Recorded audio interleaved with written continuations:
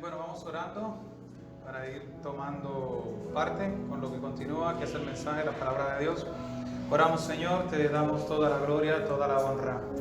Señor, gracias por esta mañana que nos das para poder aprender y escudriñar tus escrituras. Gracias, Señor, porque queremos apegarnos a ella, solamente a ellas, Señor, y que ellas puedan traer tu verdad, Señor, sobre nuestras vidas. Espíritu Santo de Dios, te pido que tú prepares nuestros corazones, Señor, para recibir tu palabra, para entenderla. Y que tú, Señor, nos permita seguir creciendo y seguir avanzando en el proceso, Padre, de ser transformados y ser, Señor, llenos del poder de tu palabra. Te damos toda la gloria y toda la honra. Ayúdame, Señor, a hablar tus palabras o tu palabra, Señor, con autoridad y con denuedo. En el nombre de Jesús. Amén. Amén. Bueno, vamos a seguir con la serie que hemos presentado la semana pasada y estuvimos hablando, nuestra serie es 4 herejías que se han establecido en la iglesia en estos últimos años. Y hablo de últimos años porque esta posición de lo que son las maldiciones generacionales que hoy vamos a ver es un tema reciente, quizá tiene algunos 15 o 20 años. Pues alguien que incluso en nuestro último tema lo veremos, sobre el movimiento de lo que es el movimiento apostólico y profético, pues hasta dónde son capaces de llegar estas personas, entendiendo de que tienen capacidad para traer nueva revelación, tienen capacidad incluso para tocar lo que son las 5 o los 5 pilares de lo que es la fe cristiana, lo que es lo que sustenta. Número 1, tocar lo que es la parte del Espíritu Santo, poder aportar sobre esto, poder aportar sobre la segunda venida de Cristo, poder decir incluso que Jesucristo está retenido en el cielo porque hay que restaurar todas las cosas, y hasta que ellos no lo hagan, pues Jesús está parado en el cielo y está mirando diciendo: cuando estén las cosas restauradas, entonces vendré a buscar la iglesia. Cosas como estas son muchas de las doctrinas o enseñanzas que se han colado, se han metido dentro de la iglesia a través de este movimiento, que es lo que sustenta todo lo que estamos viendo, comenzando desde la prosperidad y luego siguiendo ahora con lo que son las maldiciones generacionales. Como dije el domingo pasado, una cosa cuelga de la otra. ¿Por qué? Porque tienen relación. Si no eres próspero, pues algún pasado tuyo, algún problema has tenido que no te permite estar bien en tu vida cristiana. Entonces, quisiera, Elvis, que ya si lo tiene, ¿le puedo dar? ¿Está listo? Vamos a ver si esta vez no nos deja colgado. Sí, muy bien, le estaba dando al revés. Sí. Vale, y nos vamos a quedar aquí parados. Quiero que comencemos con nuestro estudio. Vamos a ver algunos versículos, porque hablar de un tema como este no es que yo venga a tratar de explicarlo ni de decirlo con mis palabras. La Biblia tiene que hablar, porque esto se ha filtrado en las iglesias y ha tomado mucho auge. Vamos a ver qué dice la Biblia, si esto realmente es bíblico o no, y cuál es la posición de un creyente en esta situación o sobre este tema. Me gustaría comenzar definiendo el poder de la cruz, y quiero que vayas conmigo a Isaías 53:5.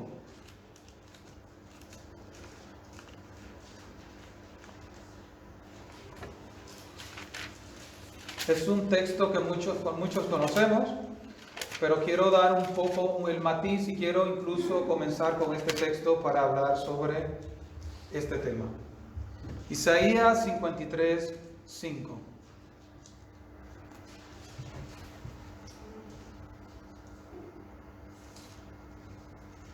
Dice: mas él herido fue por nuestras rebeliones, molido por nuestros pecados. El castigo de nuestra paz fue sobre él, y por su llaga fuimos nosotros curados. Si vemos aquí esa palabra que dice al final curados o sanados, es lo mismo, o sea, es en la versión, por ejemplo, Biblia de las Américas, me gusta también porque él dice la Biblia: mas él herido fue por nuestras transgresiones, molido por nuestra iniquidad. Y la palabra iniquidad se traduce como maldad. Jesús murió por tu maldad, murió por mi maldad, y luego está diciendo de que nosotros hemos sido curados. Por eso dije un tema cuelga del otro, porque la semana pasada vimos de que una de las cosas que hace en el Salmo 103, en el proceso de restauración de tu vida, es que Él quiere sanarte. Y la Biblia está diciendo de que por sus llagas nosotros podemos ser sanados. Sanados en cuanto a nuestro problema, nuestra alma y todas nuestras dolencias, que es una de las cosas que también, lo veremos más adelante, se trata con lo que tiene que ver con el tema, lo mencioné la semana pasada, de la famosa sanidad interior. ¿Qué busca todo esto y realmente qué hay detrás de todo esto? En Romanos 5, del 1 al 2, también dice, vamos a buscarlo.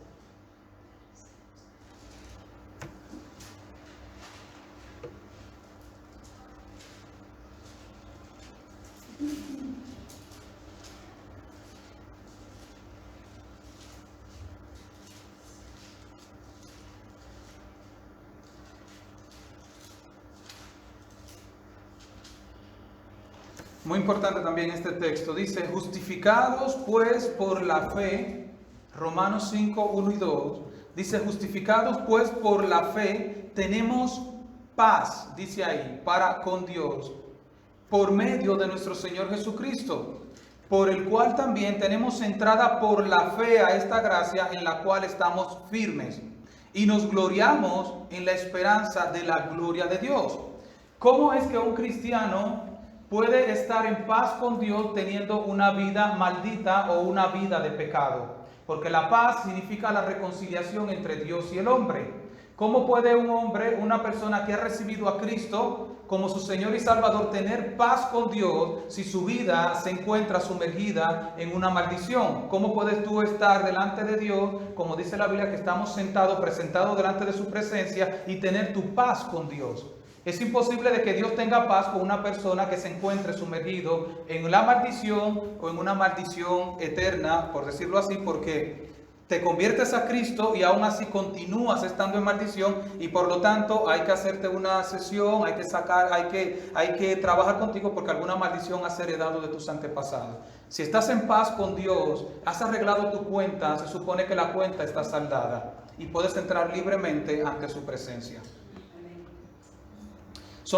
Voy a ir tomando textos y también serán como tipo de preguntas. Aquí pongo algunas cosillas, digo, tenemos sanidad por medio de la fe en Jesucristo. Y lo importante, el hombre, porque aquí dice, justificado pues por la fe, tú personalmente, es quien decides cómo vivirás tu vida, sea cristiana o no lo sea. El hombre es quien decide cómo va a vivir su vida, y ya de aquí voy a comenzar a entrar en abrir o desglosar todo lo que tiene que ver con este tema. Y eso es muy importante. Tú y yo decidimos cómo vamos a vivir nuestra vida, sea cristiana o no sea cristiana. ¿Vives una vida cristiana en pecado? ¿Vives una vida cristiana apartado para Dios? ¿O vives una vida apartado totalmente de Dios? ¿O no quieres saber del Señor? He hecho aquí unas 4 formas de vida del hombre, y esto es importante que lo veamos antes de meternos con un poquito más de profundidad en el tema. 4 formas de vida del hombre, y esto hablo en tema general, no necesariamente del hombre cristiano. El primer punto, el hombre que rechaza a Dios, no quiere saber de Dios. Usted va por la calle, le predica a alguien y no quiere saber de Dios. Es su derecho a decidir. Este hombre no quiere que le hablen de Dios y se tapa, o sea, no quiere saber. Romanos 1:18 dice, porque la ira de Dios se revela desde el cielo contra toda impiedad e injusticia de los hombres que detienen con injusticia la verdad.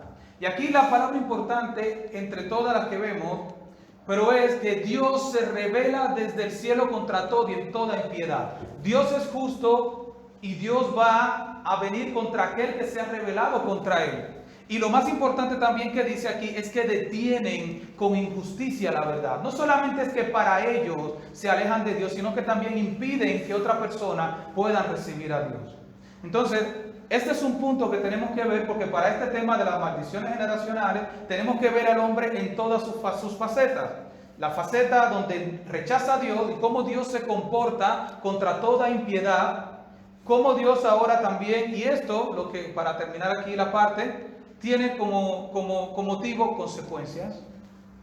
Si usted ha rechazado a Dios, se aleja de Dios y va contra Dios, esto tiene consecuencias. Vamos a ver la siguiente. La otra forma El siguiente, el que deja a Dios. Y este es alguien que no soy yo, con un afro que está ahí, fue una imagen que tomé del internet, ¿vale? Deja a Dios y se va al mundo. Y la Biblia está llena de esto porque Demas me ha abandonado y demás. No se rían, estamos en un tema serio.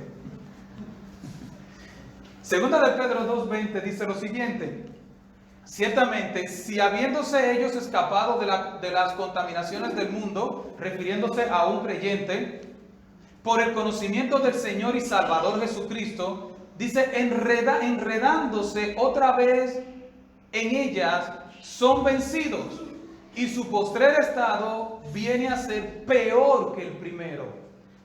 Vimos el que rechaza a Dios y hay consecuencias. Vemos ahora el que ha estado con el Señor y se aleja del Señor. Por eso Jesús mismo dijo que su estado venía a ser peor que el primero, cuando tú te alejas del Señor. Y por lo tanto, aquel que hace esto también tiene consecuencias. Usted camina con el Señor, se aleja del Señor, va a tener consecuencias. Su estado va a ser peor. Aquí todavía la Biblia no ha mencionado por ninguna parte que usted va a tener maldiciones. Aquí lo que está hablando es de consecuencias y de su forma de vida, cómo usted va a actuar. Y de que su estado va a ser peor. Usted era adúltero, borrachón, usted va a ser peor si viene a los caminos del Señor y luego se aparta, porque se complica el asunto. El tercero es el que vive en pecado. Otra persona que vive en pecado. Gálatas 5 del 19 al 21 dice: y manifiestas son las obras de la carne, que son adulterio, fornicación, inmundicia, lascivia, idolatría, hechicerías, enemistades, pleitos, celos, iras, contiendas, disensiones, herejías, envidias, homicidios, borracheras, orgías y cosas semejantes a estas, acerca de las cuales os amonesto, que ya os lo he dicho antes, que los que practican tales cosas no heredarán el reino de Dios. Y cuando Pablo le estaba hablando a los Gálatas y le estaba hablando a la iglesia. Se supone que nadie no la haga todas, pero aquí hay una lista de cosas donde si usted está metida en una de esas, y aquí la palabra importante es esta: practicar, que es cuando tú te ejercitas, tú dices, hoy es martes, me toca salir a correr. Así mismo pasa en el mundo cristiano, déjame salir a practicar el pecado. Y aunque no te lo propones, pero tú sales y dices, me lo voy a practicar, lo voy a hacer. Entonces tenemos el que rechaza a Dios. Tenemos el segundo, que es el que se ha alejado. Y este es el que vive en pecado. Está dentro de la iglesia, pero vive en pecado, vive practicando el pecado. Y a diferencia del otro, es que el otro ha dicho literalmente, yo no quiero nada con el evangelio. Conoció a Dios y se va de la iglesia. Y vimos ya que tiene consecuencias porque su estado viene a ser peor. Pero es que estamos en la iglesia y estamos practicando el pecado. Y la palabra de Dios está diciendo de que lo que vivimos de esta vida, practicando el pecado, somos participantes del pecado, no heredaremos el reino de Dios. Y esto es como está aquí, es una dinamita con un reloj que en cualquier momento esto va a estallar. Y usted un día ve algo que sucede y cuando usted entonces entra a trabajar con la persona se da cuenta de que había una vida de desorden en su vida. Tarde o temprano esto estallará. Y también, al igual que los otros tres, tienen consecuencias. Vives una vida en pecado, pues no entrarás, dice la palabra de Dios, no heredarás el reino de los cielos. El cuarto y el último que nos queda es el que vive en el Espíritu. ¿Y cuál es esta persona dentro de la iglesia? Ahí mismo en Gálatas, continuando el mismo texto, dice: mas el fruto del Espíritu es amor, gozo, paz, paciencia, benignidad, bondad, fe, mansedumbre, templanza. Contra tales cosas no hay ley. Pero los que son de Cristo, ¿qué han hecho? Han crucificado la carne con sus pasiones y deseos. Si vivimos por el Espíritu, andemos también por el Espíritu. Y este es el que llama en Juan 1, donde dice, hijitos, no pequéis, no practiquen el pecado, pero si fallan, abogado tienen para con Dios. Entonces, tenemos 4 seres humanos en todo, para verlo nosotros como cristianos. El que rechaza a Dios, el que se aparta, el que vive en pecado y el que decide vivir una vida consagrada al Señor. Aquí la palabra también dice, pero los que son de Cristo han crucificado la carne. Y es usted poner su vida, como leíamos y como Pablo hablaba, de poner su vida y golpear su propio cuerpo. No estamos hablando de maltratarse, sino de someterse a la voluntad del Espíritu Santo para doblegar sus pasiones y su concupiscencia. Ese es el que vive en el Espíritu. Entonces, este no tiene consecuencia, eso se coló. Este no debería, se me fue en la diapositiva. Lo que iba a poner era que vive una vida que agrada al Señor. Lo siento. Aquí tenemos entonces las 4 formas del hombre. La voy a dejar aquí un ratillo. El que rechaza a Dios, el que deja a Dios, se aparta de Él, el que vive en pecado y el que vive en el Espíritu. Lo dejamos aquí y vamos a continuar. Así tienen una foto ahí mía, si quieren. Voy a ponerme al día. El asunto es de que todos, sea el hombre que anda caminando, seamos nosotros, tenemos un problema. Y es que todos nacimos, hemos heredado el pecado de Adán y por lo tanto debemos de tener una vida de transformación. Santiago 1, del 12 al 15, habla de dónde vienen para todos el problema que tenemos. Santiago 1, del 12 al 15.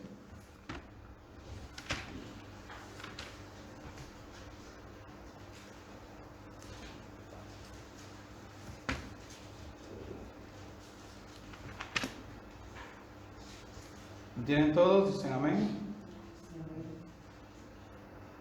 Dice, bienaventurado el varón que soporta la tentación. Porque dice aquí que si tú puedes soportar la tentación y eres bienaventurado porque tienes la capacidad de poder entrar en ese grupo. No estás atado a un pasado que te obliga a hacer algo que tú no quieres. Se supone que si eres bienaventurado porque la puedes soportar, es porque se puede soportar la tentación y vivir una vida victoriosa. Dice, porque cuando haya resistido la prueba, recibirá la corona de vida que Dios ha prometido a los que le aman. Cuando alguno es tentado, no diga que es tentado de parte de Dios, porque Dios no puede ser tentado por el mal, ni tienta a nadie. Y dice el verso 14, sino que cada uno es tentado cuando de su propia concupiscencia es atraído y seducido. Entonces la concupiscencia, después que ha concebido, da a luz el pecado, y el pecado, siendo consumado, da a luz la muerte. Y este es el proceso donde los 4 que están aquí tienen la oportunidad de hacerle frente al pecado. Todos tenemos la oportunidad de hacerle frente. Y cómo el pecado o la tendencia al mal se va gestionando dentro de cada uno de nosotros. Uno no quiere, vive totalmente. Otro, el pecado le ha apartado de Dios, su problema, su concupiscencia. Y el que vive en pecado se mantiene viviendo en esta forma de vida. Viene la concupiscencia, peca, pero hay uno que vive en el Espíritu y que trata, como dice aquí, de soportar la tentación y de permanecer firme. Vamos a ir aterrizando. ¿Qué son las maldiciones generacionales? Mira, Cindy Trimm, en su libro Las reglas de combate, ella dice lo que son las maldiciones generacionales. Ella dice, una maldición generacional opera por medio de una ley espiritual, denominada ley ancestral. O sea, estamos todavía viviendo bajo la ley de un demonio o de alguien que está por encima de nosotros. Probablemente haya oído el adagio que dice, la manzana no cae muy lejos del árbol. Esto significa que determinadas características, tendencias y peculiaridades singulares para determinadas familias se traspasan genéticamente. Tanto cristianos entienden mal la palabra maldición, dice ella. Según las Escrituras, una maldición generacional es el resultado natural de un acto de desobediencia desafiante traspasada de una generación a otra. O sea, que yo he recibido las maldiciones generacionales de mis antepasados y se me ha traspasado a mí. ¿Qué versículos sustentan esta hipótesis de que las maldiciones se van traspasando? Éxodo 20, vamos a ir allá y vamos a leer desde el verso 1.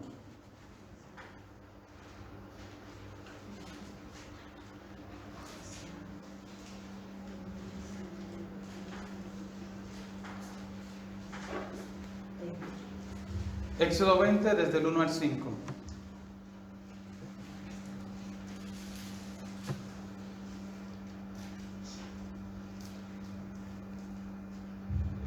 ¿Tienen todos?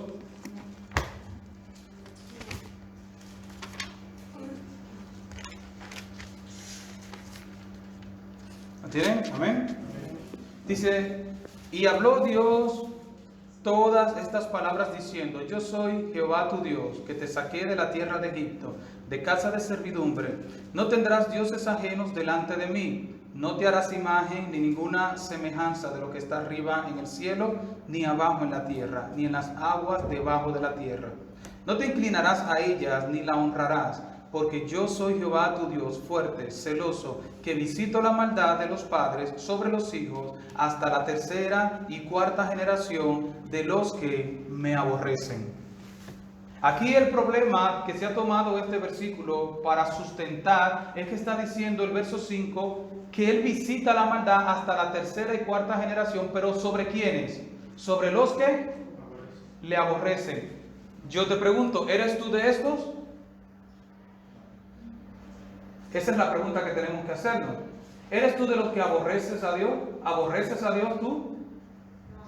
Entonces tú no estás aquí en este versículo. Porque aquí claramente está diciendo, yo visito la maldad hasta la tercera y cuarta generación de los que me aborrecen. Y sobre este escenario que está aquí, la iglesia tiene la autoridad, que es cuando lo que debemos de estar aquí, para a través de la cruz de Cristo decir, esto a mí no me toca. Pero aquí el mundo espiritual de lo que puede pasar, hermano, es una caja de Pandora. Porque esta persona que está aquí aborrece a Dios y está en las manos de Dios. ¿Qué leímos en Romanos cuando leímos ahorita? Que Dios se revela contra ellos. ¿Cómo se revela Dios? Dios se revela y va contra los que se oponen hacia Él, contra los que rechazan a Dios. Y sí, Dios puede tener un trato con una familia, Dios puede atacar a una familia que no le conoce, porque Él lo dice en su palabra, que los que se rebelan contra Él y los que vienen contra Él, Dios también va contra ellos. Entonces, desde este punto de vista, de si usted está aquí, que usted rechaza a Dios, pues esto es una caja, por decirlo, una caja abierta. Usted no sabe todo lo que puede suceder aquí sobre una gente que maldice a Dios, que habla en contra de Dios y que se rebela contra la justicia de Dios. Entonces la pregunta es, ¿está aquí la iglesia para comenzar? La iglesia no está aquí. Entonces vamos comenzando y vamos por buen punto. Otro tema que ellos utilizan, y este es muy interesante porque voy a tocarlo todo, voy a tratar, porque quizás usted luego salga de aquí y se tope con alguien y le diga, mira, pero aquí en este versículo lo dice. He tratado de buscarlo todos. Lo que se utilizan son como 4 o 5. Otros son referencias. Y si usted estudia uno, va a desmontar totalmente el otro. Otro versículo que se utiliza, me voy a saltar porque esta es la imagen 2, sí, estoy en orden. Es Nehemías desde el 1 al 3, vamos allá. Nehemías 9, del 1 al 3.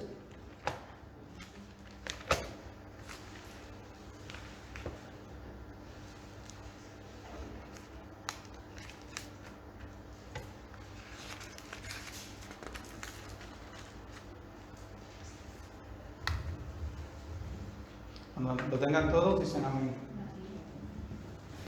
Dice, el día 24 del mismo mes se reunieron los hijos de Israel en ayuno y con cilicio y tierra sobre sí. Y ya se había apartado la descendencia de Israel de todos los extranjeros, y estando en pie, confesaron sus pecados y las iniquidades de sus padres. Y puestos de pie en su lugar, leyeron el libro de la ley de Jehová, su Dios, la cuarta parte del día. Y la cuarta parte confesaron sus pecados y adoraron a Jehová su Dios. Aquí pudiéramos decir de que en el verso 2 específicamente dice que ellos confesaron sus pecados y las iniquidades de sus padres. Ahora, ¿qué realmente es lo que trae aquí el original cuando habla de confesar sus pecados? Mira, la palabra que se utiliza aquí en este texto de confesar es yada. Y es una palabra tan abierta en lo que tiene que ver el significado, que simplemente y te lo voy a leer ahora, simplemente no fue que ellos comenzaron uno por uno, comenzaron a decir, ¿y tú qué hiciste? Y particularmente comenzaron cada uno a decretar y a declarar cosas de sus antepasados. No, estaban reconociendo que sus padres habían fallado simplemente. Mira, la palabra yada significa también dar gracias. La misma palabra que se utiliza aquí para confesar significa dar gracias, das loor, das alabanza al Señor. La misma palabra que se utiliza aquí para confesar es la misma palabra. No se está refiriendo intrínsecamente de que ellos comenzaron a hablar y a confesar que mi papá hizo esto y que hizo lo otro. No. Era una situación de reconocimiento y de dar gracias a Dios por el perdón que iban a recibir. Te sigo diciendo, este vocablo hebreo es muy común en todos los periodos. Se encuentra unas 120 veces. Oye, se encuentra 120 veces en la Biblia. Y te digo algo más. La mayoría de las veces no se utiliza como confesar. Se utiliza como alabanza a Dios. Es más como se usa que utilizarse como confesar. También te digo, esta palabra, ¿sabes de qué trata también? De conocer a Dios. La misma palabra habla de conocimiento, de conocer, de que ellos conocieron. Incluso la palabra cuando está en Génesis capítulo 3 que dice que Adán y Eva se conocieron. ¿Cómo se conocieron? Que se llegaron en el acto sexual. Habla de ese conocimiento con Dios que tiene que ser profundo. A ese nivel de conocer a Dios. Así se utiliza también la palabra yada. Y-A-D-A-H.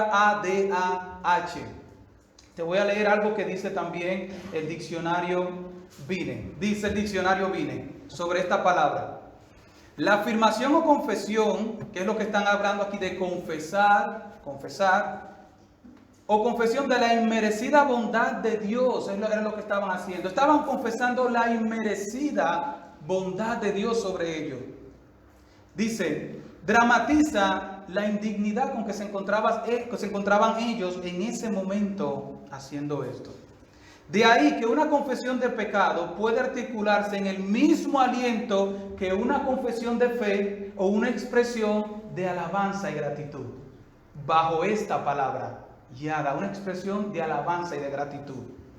Escucha, esta confesión no es un catálogo moralista donde estaban ellos diciendo cosas que habían hecho. Pues ahora, maldición qué sé yo, me invento una cosa, de borrachera. Y ahí estaban todos los israelitas con un listado moralista de confesiones de cosas. No es esto, era una gratitud. Dice, no es un catálogo moralista y autobiográfico de pecados cometidos, no. Infracciones individuales de un código legal, renuncias, esto lo agrego yo, o decretos. De un catálogo. Oye, sino más bien una confesión de la pecaminosidad fundamental en que toda la humanidad está sumergida, separándose de un Dios santo. Esto era lo que ellos estaban confesando en este momento. Todos nos hemos apartado, como dice Romanos, y estamos destituidos de la gloria de Dios. Y estamos diciendo, ellos también lo hicieron. Todos, generalmente. No era una confesión particular sobre cosas o un catálogo. Escucha esta última parte. Así que nadie debe sorprenderse de encontrar alabanzas en contextos penitenciales y viceversa. Hay otros textos que utilizan la misma palabra. La alabanza inevitable trae consigo la confesión. Cuando tú alabas a Dios, ¿qué estás haciendo? Estás confesando, Señor, yo te adoro, yo estoy mal, yo te adoro, yo te exalto. Eso es alabar a Dios. Era lo que estaban haciendo todos, alabando a Dios en este momento. La palabra segura de perdón provoca alabanza y acción de gracia del confesante. Estas expresiones brotan casi automáticamente del nuevo ser de la persona arrepentida. Y era lo que estaba haciendo el pueblo de Israel. Estaba dando gracias a Dios, estaba adorando al Señor y estaban reconociendo sus faltas. No tenían un catálogo particular de cosas que habían hecho para ponerla y presentarla en ese momento delante de Él. Entonces, aquí, ¿sabe qué es donde nos encontramos? Nos encontramos aquí. ¿Sabe por qué? Porque ellos habían dejado a Dios. El pueblo de Israel se había apartado de Dios y se habían reconciliado nuevamente. Y por lo tanto, si tú estás aquí, ¿qué dijimos que hay? Hay consecuencias. Y por lo tanto, tienes que venir a Dios y poner tu cuenta al día, arrepentirte, confesar tus pecados, que es lo que la Biblia enseña, y reconciliarte nuevamente con Dios. ¿Qué estaba haciendo el pueblo de Israel? Reconciliándose con Dios nuevamente. Estaba simplemente reconciliándose, se habían alejado de Dios. Y si te alejas de Dios, van a venir consecuencias. Y ellos lo que están diciendo es: los que vinieron antes que nosotros, hubo consecuencias sobre ellos. ¿Por qué? Porque se apartaron de Dios. Y lo reconocían, hubo consecuencias sobre ellos, y también nosotros hemos pecado. Y se estaban poniendo al día con el Señor. Otro texto que también utilizan es Levítico 26, del 39 al 41. Así que vamos todos allá. Levítico 26, del 39 al 41.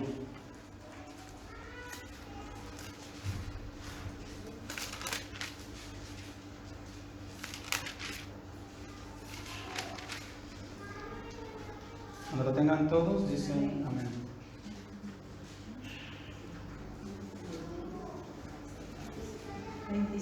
Sí, desde el 39 al 41.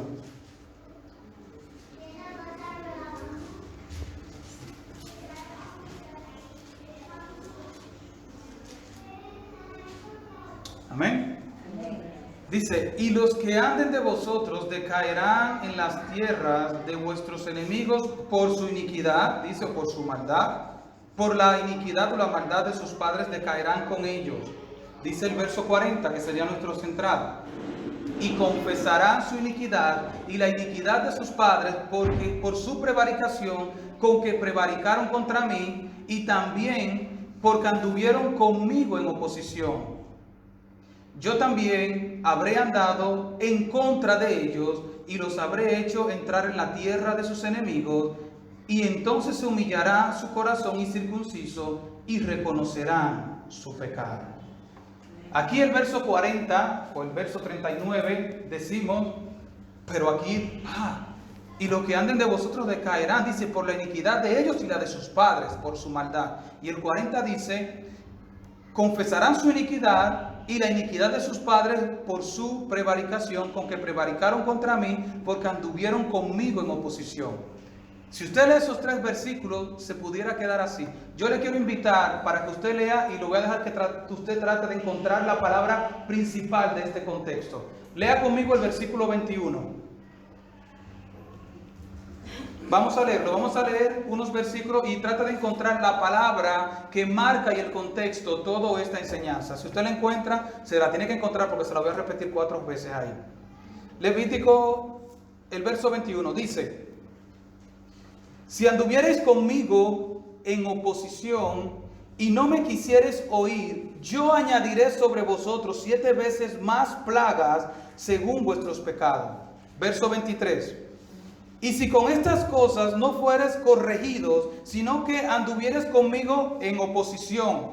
Verso 27 dice: y si aún con esto no me oyereis, sino que procediereis conmigo en oposición. Y dice el 40 entonces: y confesarán su iniquidad y la iniquidad de sus padres por su prevaricación con que prevaricaron contra mí, y también porque anduvieron conmigo en... ¿Cuál es la palabra? Oposición. ¿Usted anda en oposición con Dios? ¿Usted anda haciéndole oposición a Dios? ¿Usted anda en rebeldía y en pecado? ¿La iglesia anda en oposición contra Dios? Entonces nos encontraríamos aquí, el que vive en pecado. Porque aquí lo dice literalmente en el 41, en la última parte, léalo otra vez conmigo. Y confesarán su iniquidad y la maldad de sus padres, porque su prevaricación con que prevaricaron contra mí, y también porque anduvieron conmigo en oposición. Usted camina con Dios, pero usted no anda realmente correctamente. Usted anda en oposición hacia, usted anda en pecado. Y cuando usted anda en pecado, ya lo leímos ahorita, lo que la Biblia dice, de que no heredaremos el reino de los cielos. Ahora yo le pregunto, ¿usted anda en oposición? ¿Anda usted en pecado delante del Señor?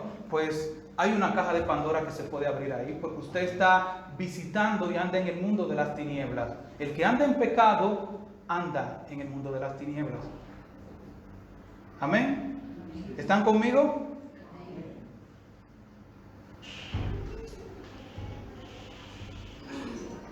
Entonces, ¿dónde se encuentra la iglesia? Si la iglesia se encuentra aquí viviendo en el Espíritu, ninguna de las cosas que hemos leído son para la iglesia. Y es donde queremos en esta mañana caer. Eres cristiano, andas bien con el Señor, te has arrepentido, vives una vida decente con el Señor. Y cuando hablo de decente, en orden, una vida de santificación y de pureza, pues quiero decirte que te olvides de lo demás. Y luego lo veremos un poquito más profundo. Cindy Trim, esta famosa amiga, bueno, no sé, pues, le puedo llamar quizá, no sé, porque leer el libro de esta señora, no sé si está leyendo un libro de esoterismo o de brujería. Ella tiene las reglas, en su libro Las reglas de combate, ella dice cómo orar para ser libre de las maldiciones generacionales. A ver si lo puedo encontrar. No hice copy-paste del libro en la página 47. Sí, lo voy a buscar porque es interesante. Si me dan un segundito, tengo el libro aquí abierto en PDF y lo voy a buscar.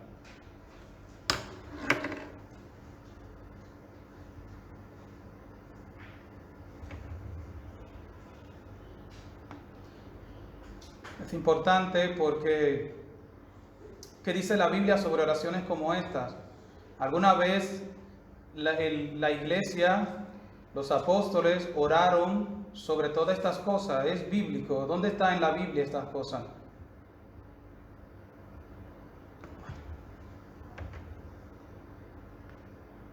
Sí, aquí estoy.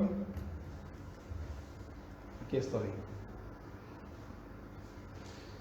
Oigan la oración de esta señora en este libro. Yo prefiero mejor llamarle señora, por respeto, solamente a ella como dama.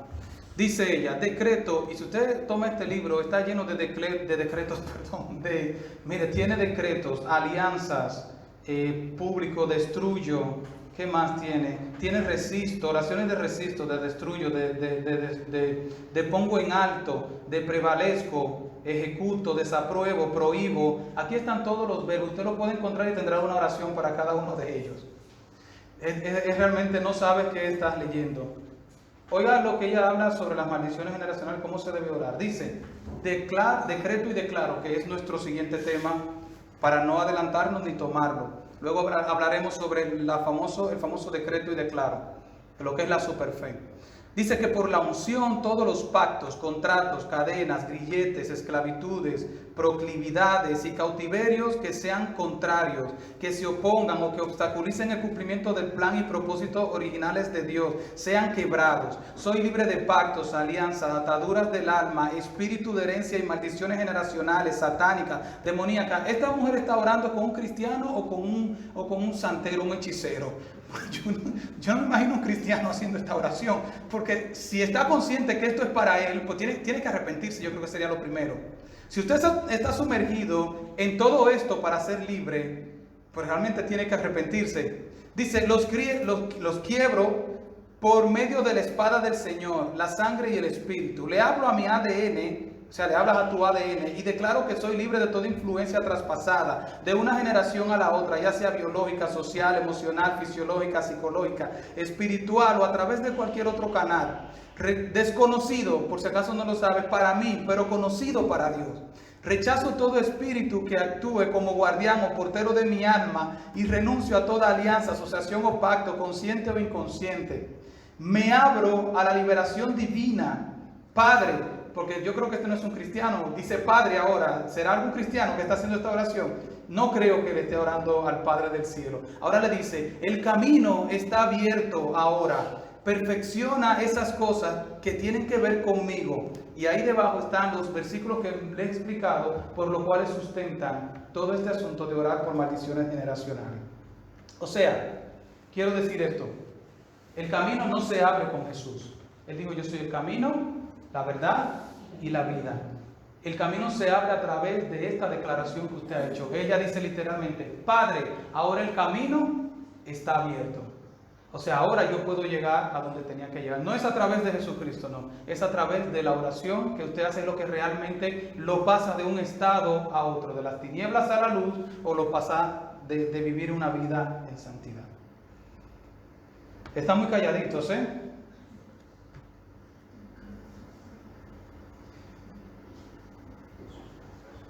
La pregunta que debemos de hacernos es, ¿vemos en la Biblia alguna oración de este tipo? ¿Alguna vez oraron los apóstoles por alguien que estuvo endemoniado? ¿Jesús oró de esta forma?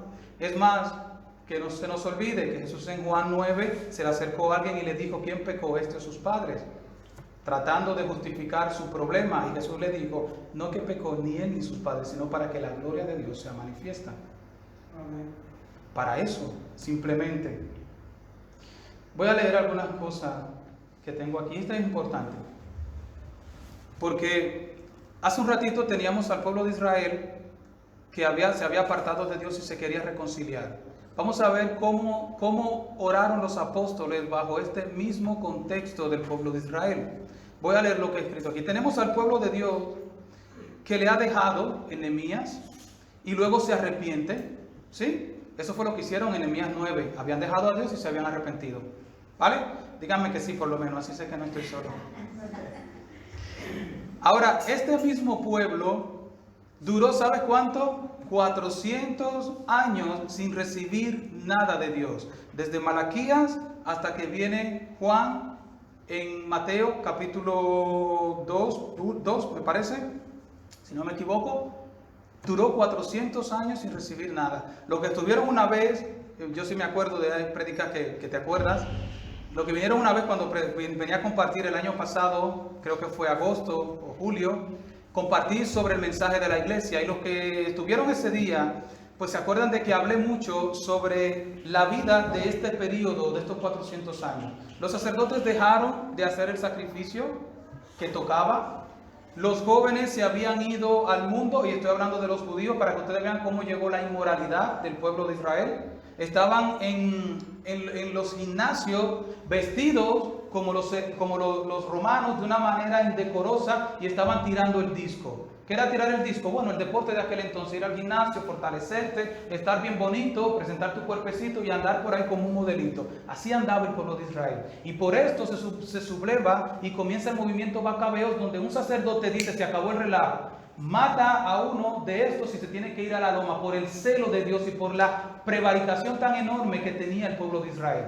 Hago esto en resumen para que vean cómo se encontraba el pueblo de Israel. Mira qué sucede. En Hechos capítulo 2, y quiero que vayas conmigo, pues este mismo pueblo que se encuentra bajo todo esto, se encuentra en esta situación.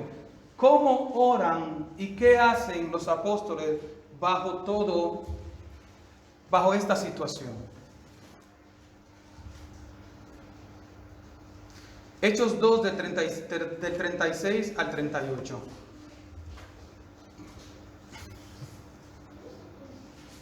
Leemos, dice, sepa pues ciertísimamente toda la casa de Israel, que a este Jesús, a quien vosotros crucificasteis, Dios le ha hecho Señor y Cristo.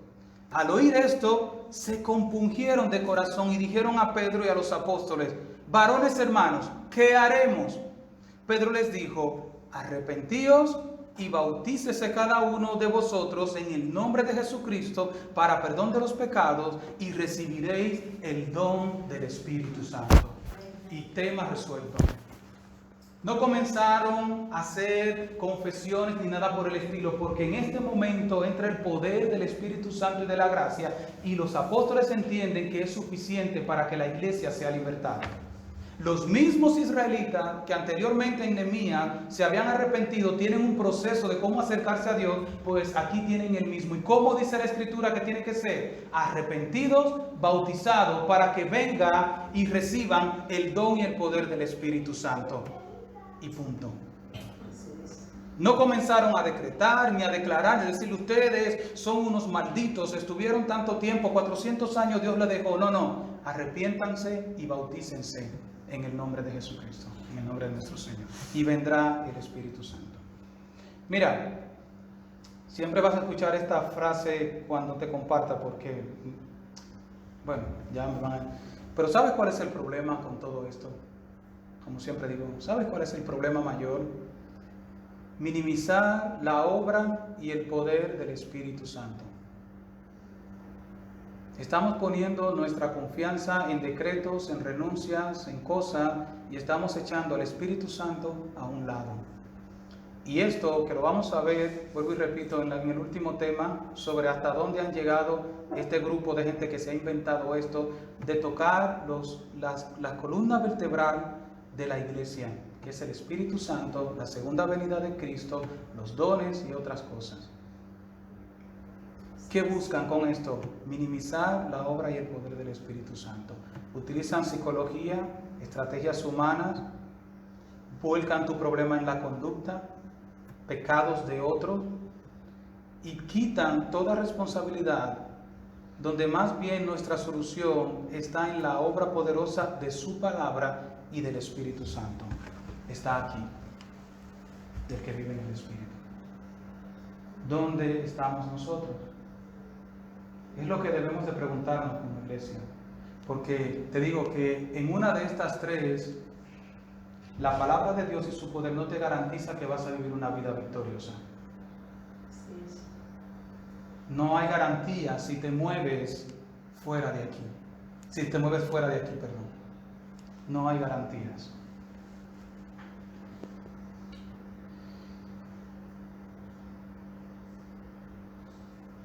No quiero adelantarme, pero tengo algo aquí muy importante.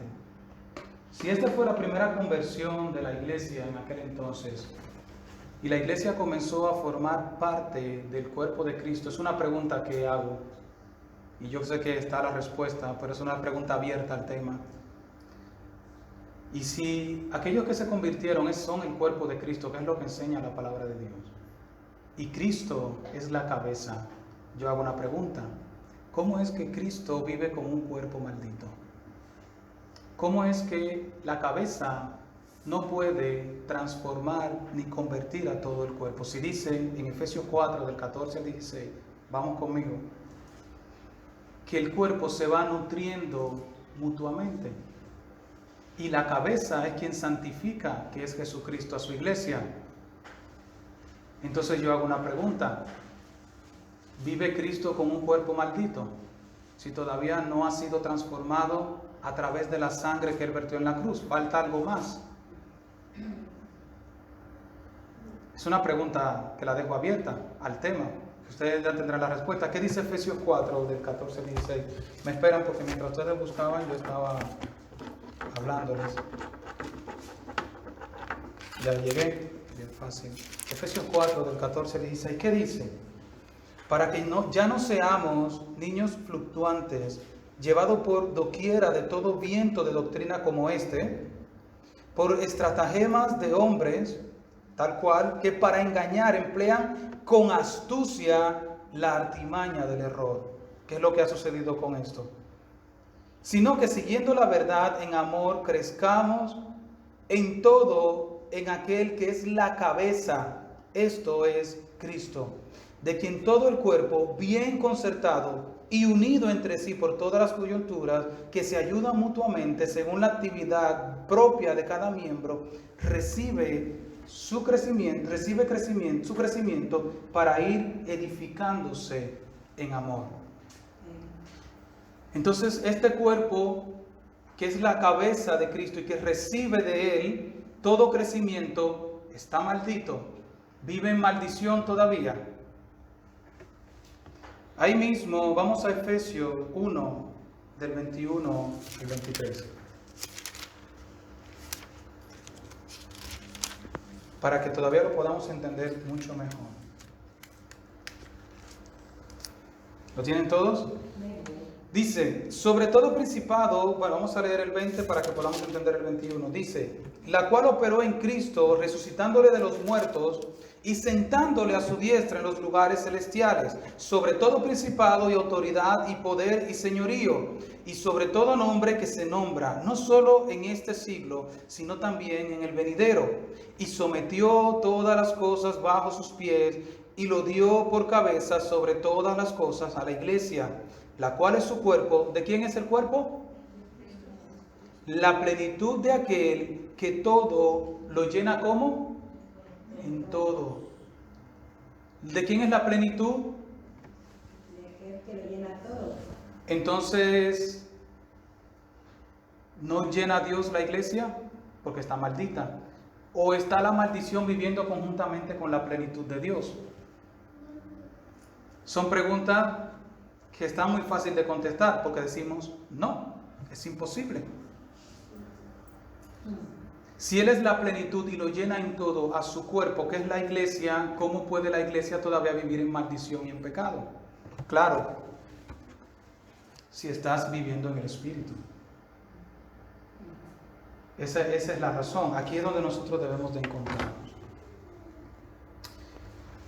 Mira, voy a ir, ¿están cansados ya? Si no, no les enseño lo que les voy a poner.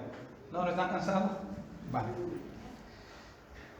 Le hice la parte genealógica de los reyes de Israel. La hice y descubrí cosas interesantes también que sé que para ti lo van a hacer. Mira. Rapidito, simplemente lo voy a poner aquí y lo voy a ir diciendo para el audio. Genealogía de los reyes de Israel, primera de Reyes y segunda de Reyes. Primero tenemos todo lo que es David Salomón, de ahí viene todo, porque luego se divide y comienza el reino del norte y el reino del sur, o sea, Judá e Israel. Vamos a comenzar con Judá, esta línea que se armó aquí. El primer rey fue Roboam y fue malo. Fue malo. Acuérdense que leímos que Dios visita hasta la cuarta generación. Se supone que un hijo de un rey malo, 4 generaciones de él tienen que seguir siendo malos porque Dios lo va a visitar. Nosotros no leímos luego, pero también dice que Dios también visita a millares de los que le aman, que no lo leímos en Éxodo, que pudiéramos completarlo, porque allí Éxodo lo que está diciendo es, a los malos Dios los visita hasta la cuarta generación, pero si tú decides amar a Dios, te visita por millares de generaciones. Sus misericordias son enormes. Vamos aquí. Roboam, malo. Primera de Reyes tiene la cita. Después de Roboam, Abián, malo también. Pero luego viene Asa, que era recto. ¿Qué pasó? ¿No tenía que ser Asa también malo porque Dios visita hasta la cuarta generación la maldad de los hombres? Seguimos. Luego de Asa, Josafat, recto. Después de Josafat, Joram. ¿Quién fue Joram? Malo. ¿Qué pasó? Tenemos reyes buenos y reyes malos. Reyes que deciden o amar a Dios o aborrecer a Dios. Ellos toman su decisión. Seguimos. Ocosías, malo también. Joás, recto, hijo del rey malo, un rey bueno. Amasías, recto. Quiero que lo busquemos, por eso lo pongo en negrita para no olvidarme. Segunda de Reyes 14 del 1 al 6.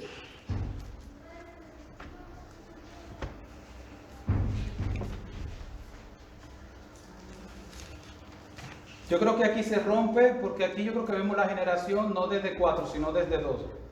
Creo que no sé si se dieron cuenta, pero van como de 2 en 2, hasta ahora que se va a romper. Es broma, tenían que reírse, como siempre digo, es que está muy serio. No, ya no se ríen. Segunda de Reyes 14, del 1 al 6. Ya a ver si llego yo.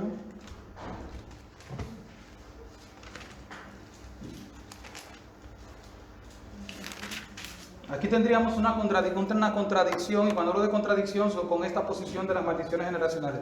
Segunda de Reyes 14, del 1 al 6. Vale, estoy bien. Dice: en el año segundo de Joás, hijo de Joacás, rey de Israel, comenzó a reinar Amasías, hijo de Joás, rey de Judá. Cuando comenzó a reinar era de 25 años y 29 años reinó en Jerusalén. El nombre de su madre fue Joadán de Jerusalén. Y él hizo lo recto ante los ojos de Jehová, aunque no como David su padre, hizo conforme a todas las cosas que había hecho Joás su padre. Con todo eso, los lugares altos no fueron quitados, porque el pueblo aún sacrificaba y quemaba incienso en esos lugares altos. Y cuando hubo afirmado en sus manos el reino, mató los siervos que habían dado muerte al rey de su padre. A su padre lo habían matado. Pero no mató, escucha esto, pero no mató a los hijos de los que le dieron muerte. No mató a los hijos de los que le dieron muerte. Conforme a lo que está escrito en el libro de la ley de Moisés, donde Jehová mandó diciendo: no matarán a los padres por los hijos, ni a los hijos por los padres, sino que cada uno morirá por su propio pecado. Si Dios mismo está diciendo esto de que cada cual sería responsable de lo que haría, ¿cómo Dios entonces va a contradecir su propia palabra y a decir: este es hijo de fulano, dale caña, él no ha hecho nada, mátalo?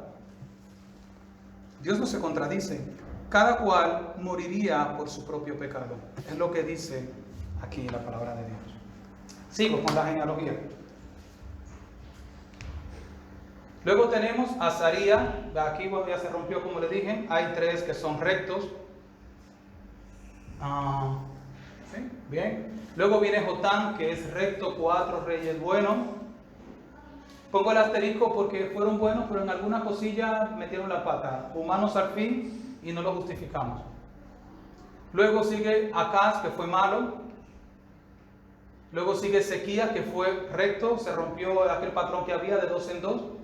4 buenos, 1 malo, otra vez viene alguien a hacer lo bueno.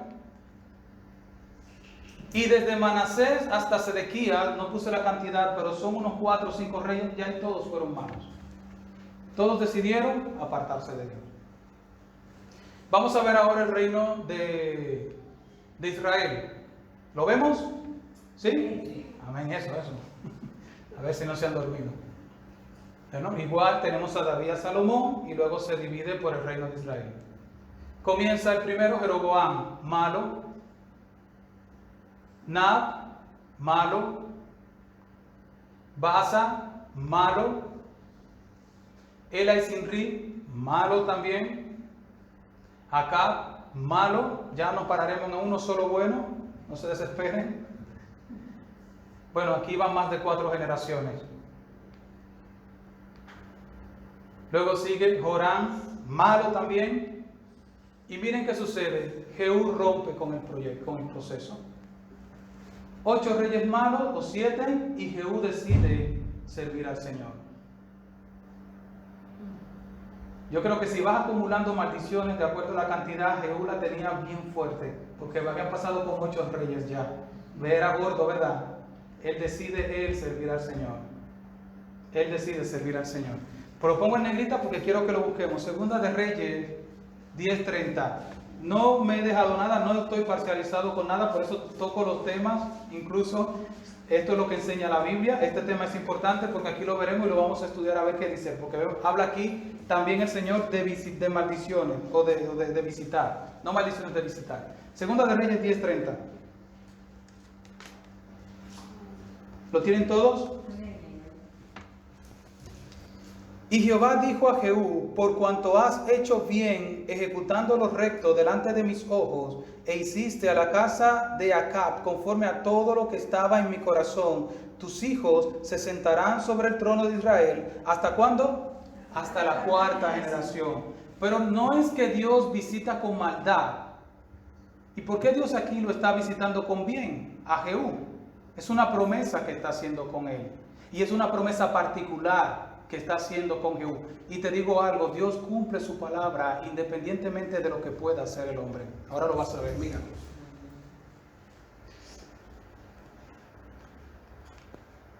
Busca en sentido contrario. Joacás fue rey y fue hijo de Jehú y fue malo. Y Dios cumplió su palabra de mantenerlo en el trono, dándole bondad y dándole bienaventuranza. ¿Sabes qué pasó en su reinado? Sí que hubo miseria, perdieron todos los territorios. Pero aún en medio de su maldad, Dios cumplió su palabra de mantenerlo y de sustentarla. Joás, malo también, y fue hijo de Jehú, y también continuó en el reinado.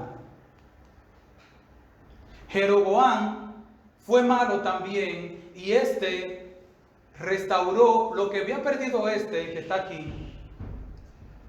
Lo que perdió aquí, lo recuperó. ¿Y cómo era? Malo. Era malo. ¿Qué era lo que le tocaban a todos estos? Destrucción. Porque si Dios visita hasta la cuarta generación la maldad, se suponía que la palabra de Dios sobre Jehú tenía que estar condicionada a la vida de estos hombres. Y Dios da una promesa y la cumple, porque es su palabra y Él no se contradice a sí mismo. Por la maldad de estos hombres tenía que venir maldad y Dios tenía que dejar, porque Él visita. Y tiene que, pero no se trata de que Dios ha hecho una promesa con Jehú, como también la ha hecho contigo. De que tendrás vida eterna y tendrás salvación en medio de él.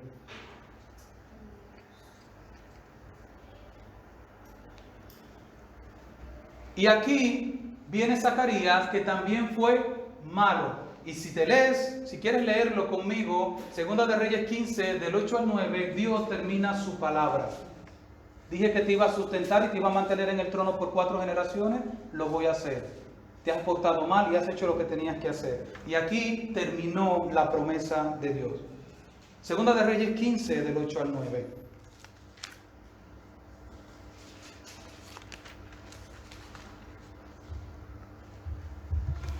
Dice: en el año 38 de Zacarías, rey de Judá, reinó Zacarías, hijo de Jeroboam, sobre Israel 6 meses. E hizo lo malo ante los ojos de Jehová, como habían hecho sus padres. No se apartó de los pecados de Jeroboam, hijo de Nabat, el que hizo pecar a Israel. Contra él conspiró Salum, hijo de Jabes, y lo hirió en presencia de su pueblo, y lo mató.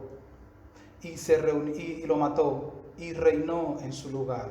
Y salta al verso 13, dice: Salum, hijo de Jabes, comenzó a reinar en el año 39 de Usías, rey de Judá, y reinó unos meses en Samaria. Terminó. Luego comienza otra descendencia. Dios cumplió su palabra, aún en medio de la maldad, de estos hombres. Dios cumplió su promesa. Y ya por último tenemos los demás, a Salum, que no lo puse también, y desde aquí hasta el final todos fueron malos delante del Señor. El único que rompió aquí fue este hombre, decidió servir a Dios. Y cuando hablo de romper, no me refiero a las maldiciones generacionales. Rompió con toda la tradición y con todo lo que estaba sucediendo. Tengo aquí algunas observaciones que quizás le he dicho, pero lo voy a leer. Dice: ¿por qué no se cumplen las promesas de que Dios visitaría hasta la cuarta generación la maldad de un padre? ¿Por qué no se cumple? Si tenía que visitarlo, y vemos que los reyes habían buenos y malos entre uno y otro. Vemos reyes buenos, hijos de malos y viceversa. Porque algo que me llamó la atención, se mencionaba a David en Josías. Y David no era el rey que estaba más cerca. David fue, qué sé yo, no sé decir en abuelo qué parte era, porque era muy lejos, pero se toma como referencia. Porque si se quisiera marcar tanto la descendencia y Y este asunto, pues Dios diría, tú eres hijo de fulano y por eso estás haciendo esto. No, menciona a David, que está lejísimo de Josías en su genealogía. Porque lo que la palabra de Dios estaba trayendo a colación eran las obras de este hombre, no por quién y a través de quién la estaba haciendo. No la está haciendo porque es hijo de fulano, no tiene el corazón de esta persona. No se trata de esto. Y aquí lo está mencionando como David. Tercero, ¿por qué en la genealogía de Israel, de Dios con Israel, ya se rompe el pacto de las 4, sino que vemos esto ya un puzzle de entre 2, 3, 8, 1, 2, se acabó? Dios tiene misericordia y es la decisión de cada uno de nosotros. Ya voy terminando, voy cerrando y voy a ir ya tratando de apretar lo último. Notas importantes que he puesto aquí. ¿Por qué la iglesia ya no habla de buscar el bautismo del Espíritu Santo?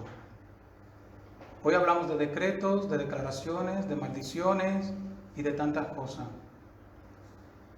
¿Anhela la iglesia de hoy en día el bautismo del Espíritu Santo? ¿O eso ya es tema del pasado? Ahora resolvemos la vida cristiana con estas cosas. Ahora tienes que decretar, tienes que declarar, tienes un demonio, tienes maldiciones generacionales y vas a comenzar una vida agradable al Señor.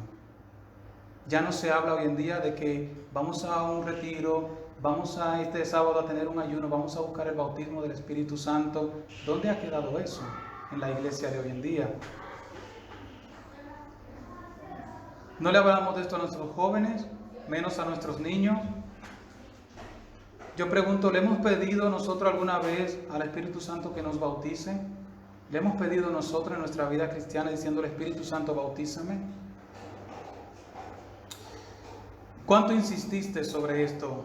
¿O nos pasó, solamente fue una petición de 5 segundos y terminó? ¿O nos fuimos a nuestras casas con una pasión y un deseo de que Dios nos bautice y comenzamos a orar, buscando su presencia, nos acostamos tarde, pidiendo la llenura? No sé si podré llegar a donde estábamos, porque quiero quedarme con esos 4 cuadros que están ahí. Para estar aquí. De esto era que hablaban los apóstoles, de la llenura del Espíritu Santo, del bautismo del Espíritu Santo. Todo este rollo y todas estas historias nos las hemos inventado, hablando en general del pueblo cristiano, unos 15 o 20 años para acá. La iglesia hablaba de esto, de vivir en el Espíritu. Los hombres de antes vivían en el Espíritu. La iglesia de antes vivía en el Espíritu. Y con eso, Lutero, Juan Hus, mártires de la iglesia, llevaron el Evangelio y murieron por el Evangelio con esto, con el Espíritu Santo. Y no habían tantas historias como ahora.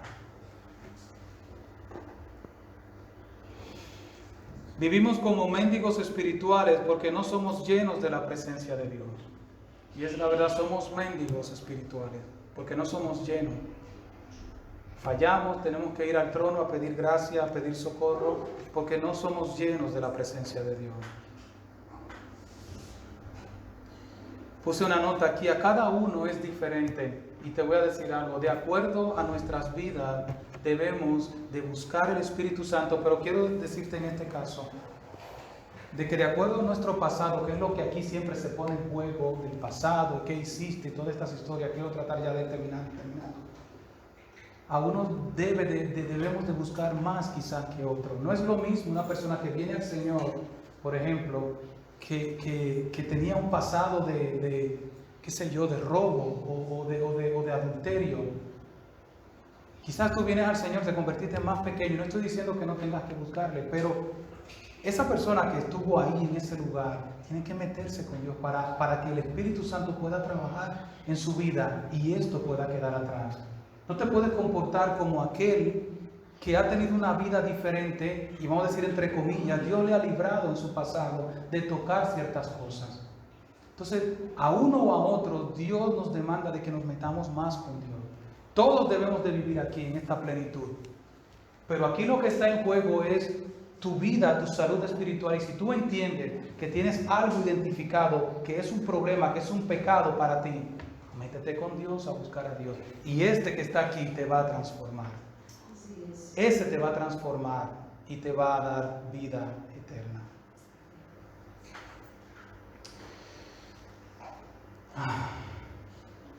Voy terminando. Quiero solamente leerte algunas cosillas de otra persona. Esto tengo que decirlo porque esto sí me pareció jocoso.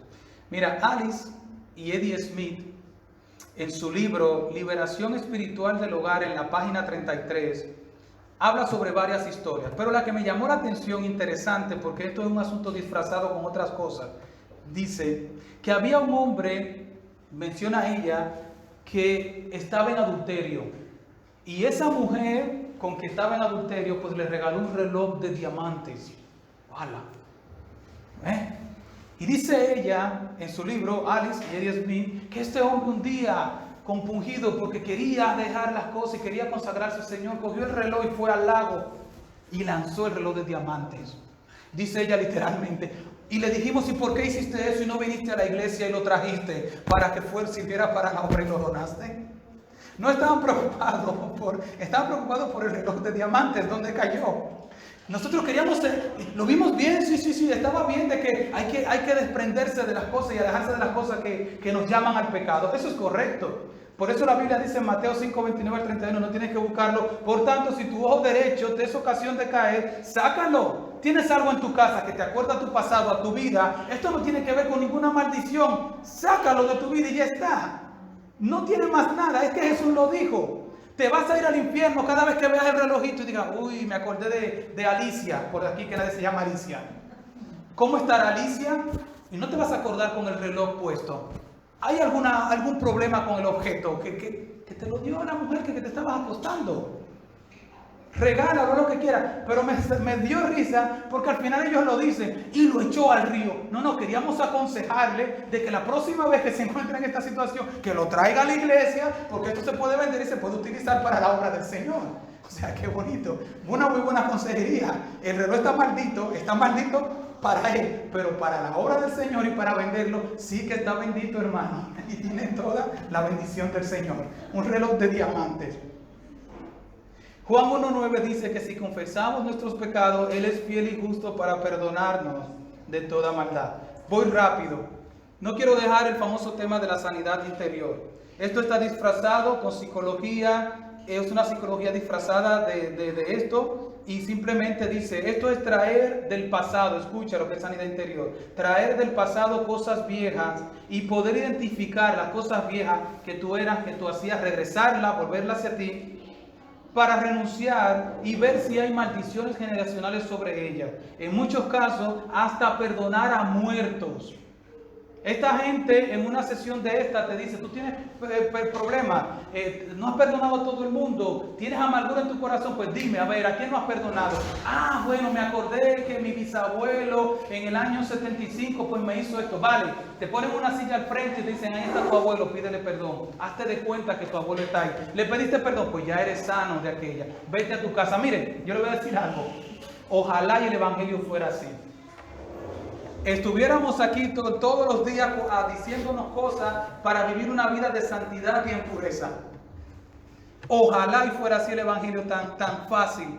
Dígalo, ya usted está sano. Pidió perdón a su abuelo muerto, hablando con el muerto ahí sentado, que la Biblia dice que no hablemos con muertos. Pues bien, ya usted está sano de ese pecado. Si usted está sanado de las heridas de esto. Esto es sanidad interior. En la página, si lo quieren lo puede buscar cuando escuchen la audio, nuestrodios.com, de las cosas que leí por ahí, / sanidad interior, dice, ¿cómo alcanzar la sanidad interior? 7 claves para obtenerla, dice esta señora en este portal. Esta es una de las áreas más vitales e importantes del ministerio de liberación que no podemos pasar por alto. Mientras que es importante echar fuera demonios, es igual de importante, y dice, si no más importante, ministrar las heridas emocionales. Las heridas emocionales son una de las razones más comunes por las que las liberaciones pueden fallar o parecen seguir regresando. O sea, si usted es liberado de algo, esto puede regresar nuevamente porque usted no ha sido sanado. Y recobrando, oiga esto, recobrando la habitabilidad dentro de la persona. O sea que Dios te sana, te transforma, pero esto puede volver en cualquier momento y tomar posesión y habilidad en ti. Escucha, esto es lo más importante. Es una necesidad absoluta que aprendamos acerca de las heridas emocionales y cómo llegar a identificarlas para recibir la sanidad interior, y escucha esto que es lo más preocupante, y la liberación del Espíritu Santo. Me explico. El Espíritu Santo está amarrado dentro de tu cuerpo porque tú no te has sanado espiritualmente. No puede salir el Espíritu Santo.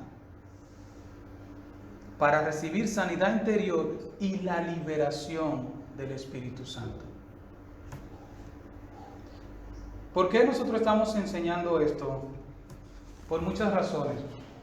Pero no vamos a quitar, y será difícil en los tiempos nuestros, desmontar al pastor YouTube.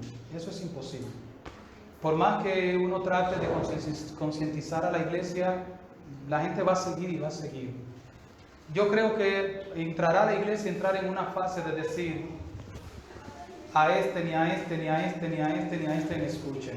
Y si lo quieres escuchar, pues bajo tu responsabilidad. Porque al final la gente no va a dejar de escucharlo. Pero por lo menos con este tema, usted puede identificar cuando le vienen a hablar sobre el rollo de sanidad interior, maldiciones generacionales, y usted sepa hacia dónde lo están llevando. Lo están llevando a la psicología, lo están llevando a las regresiones y lo están llevando a vivir una vida sin el poder del Espíritu Santo y apoyada en las declaraciones, en los decretos y en su propia fuerza y minimizando la conducta.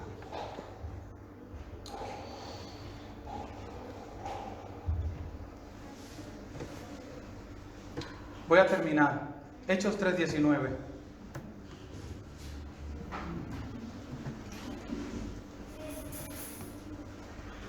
Voy a terminar ya con algunos versículos.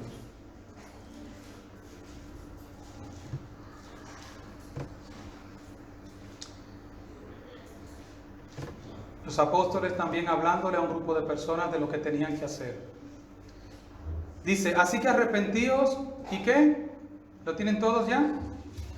Bueno, lo espero, perdón. Hechos 3:19. Amén, ¿lo tienen?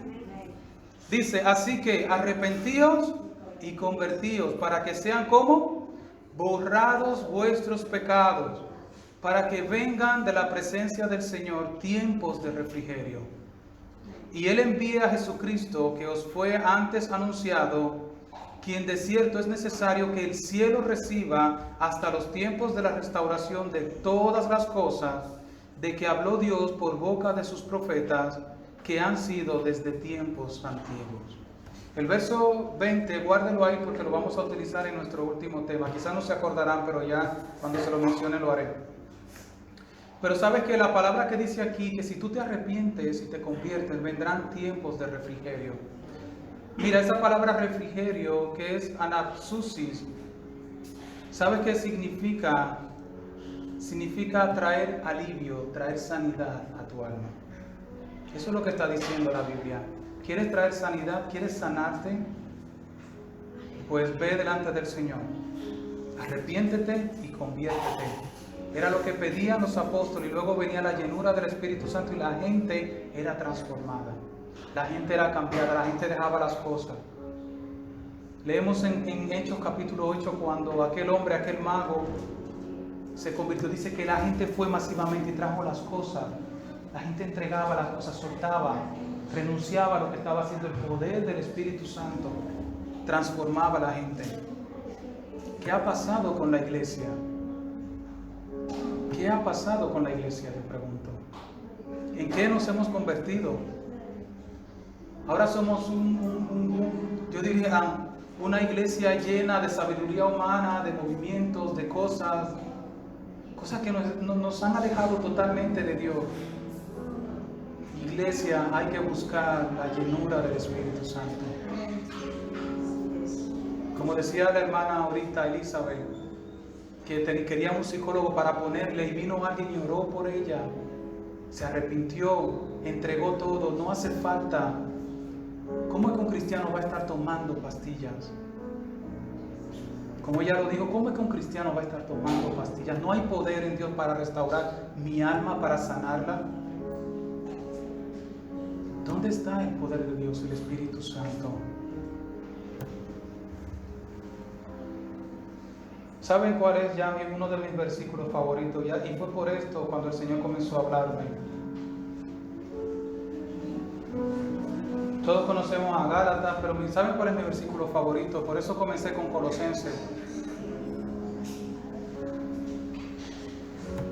Dice Colosenses 2, del 13 al 15, dice: y a vosotros, a ti y a mí, Colosenses 2, del 13 al 15, estando muertos en pecados y en la incircuncisión de vuestra carne, nos dio vida con Él, con Cristo.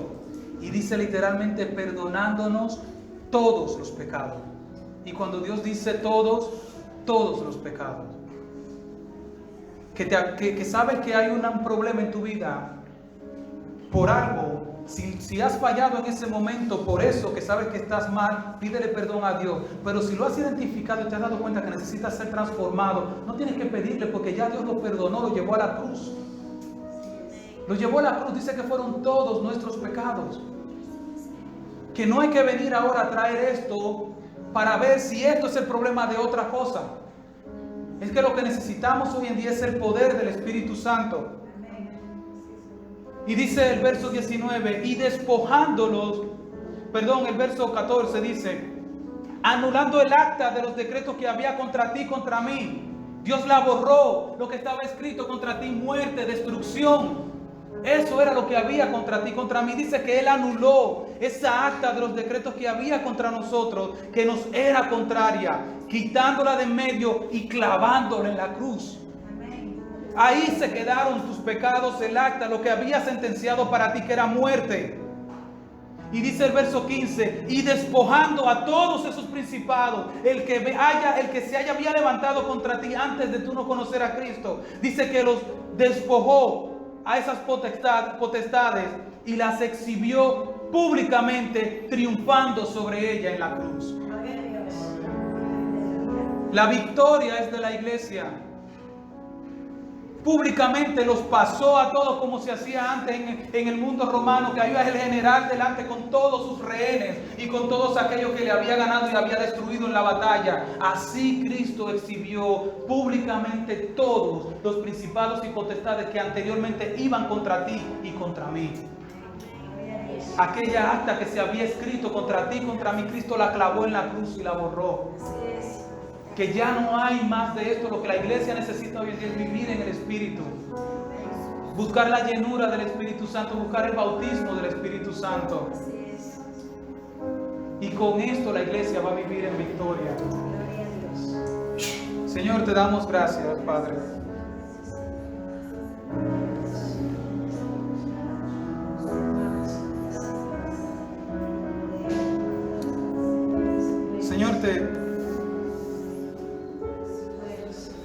Señor, te pedimos perdón porque muchos de nosotros, Señor, en algún momento vivimos confundidos, Señor. Y apartamos, Señor, la verdad de tuya, Señor, en nuestros corazones. Y fuimos detrás de estas cosas, Señor. Fuimos detrás de estas cosas, Padre, pero gracias porque tú en tu misericordia, Señor, tu palabra nos ha resplandecido y hemos podido ver tu evangelio, Señor. Hemos podido ver nuevamente tu palabra, Señor, viva y eficaz. Padre, gracias porque todo el decreto que había contra nosotros, Padre amado, fue clavado en la cruz, Padre amado. Y queremos vivir en el Espíritu, Señor. Vivimos en el Espíritu, Señor, buscándote, Padre. No queremos serte de oposición, Señor. No queremos abandonarte. Mucho menos, Señor, queremos venir en contra de tu verdad.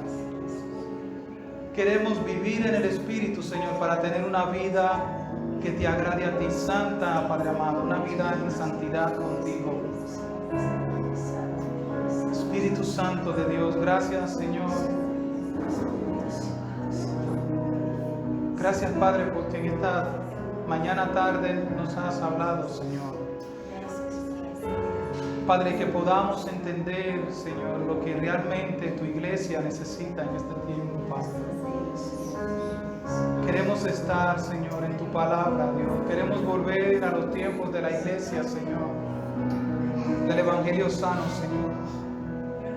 sin tantas historias, Señor, tanta sabiduría, tanto estratagemas de hombres, Señor.